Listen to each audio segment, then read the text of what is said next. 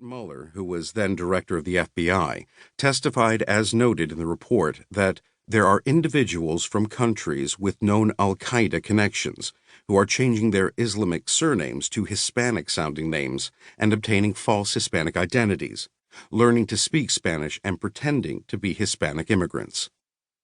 Indeed, there have been human smuggling operations specializing in bringing Middle Eastern illegal immigrants into the United States via Mexico. The report stated plainly, members of Hezbollah, the Lebanon-based terrorist organization, have already entered the United States across our southern border. On March 1, 2005, Mahmoud Yusuf Kourani, himself an illegal immigrant, pleaded guilty to providing material support to Hezbollah. Kourani established residence among the Lebanese expatriate community in Dearborn, Michigan, and began soliciting funds for Hezbollah terrorists back home in Lebanon. He is the brother of the Hezbollah chief of military operations in southern Lebanon.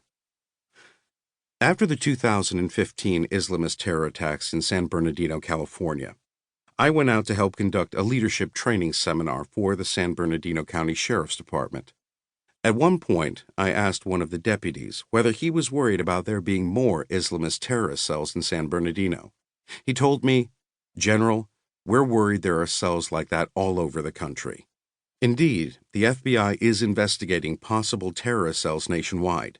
These cells are fed by illegal immigration, and as long as they find new recruits, they will not go away.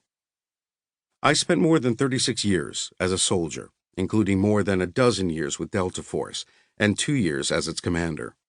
I was involved in many high-profile missions abroad, including the 1980 Iran hostage rescue attempt, the 1992 hunt for Pablo Escobar in Colombia, and the Black Hawk Down incident in Mogadishu, Somalia. I have also served as the Deputy Undersecretary of Defense for Intelligence and worked for the CIA. But I can tell you this. While I have fought America's enemies abroad, the greatest danger we face right now isn't tanks on a battlefield in Europe or the Middle East. It isn't a nuclear war with Russia or China, though of course these remain active threats. It isn't even economic or cyber warfare, though these too are very serious threats. No.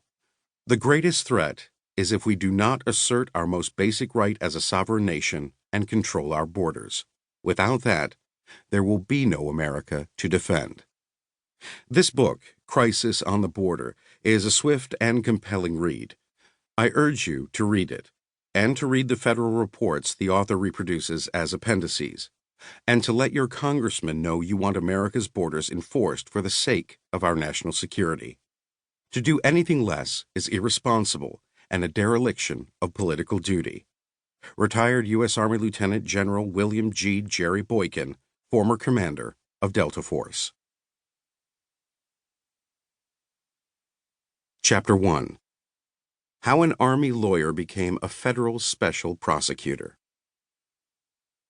Our boat plowed through the choppy waters of the Rio Grande, a cold wind in our faces, a sense of dread beginning to build. Our mission was grim. A floater had been reported in the river east of Laredo, Texas. We were looking for a dead body, determined to do our duty as representatives of the Border Patrol by providing a proper burial. What am I doing here? I wondered, looking at the 2 Border Patrol agents in the boat with me. They wore 20 pounds of body armor and tactical scarves over their faces. They carried military-style M4 rifles. I was unarmed and wearing jeans, a button-down shirt, and a life jacket. What am I doing here? On the northern side of the river, the American side, we were completely isolated amid miles and miles of grazing land, with no sign of Border Patrol and no backup. On the southern side, the Mexican side, heavily armed 20-somethings eyed us ominously. I was struck by their numbers. There were about a dozen of them, their faces covered in tattoos marking them as cartel members. It occurred to me that our floater's drowning had been no accident.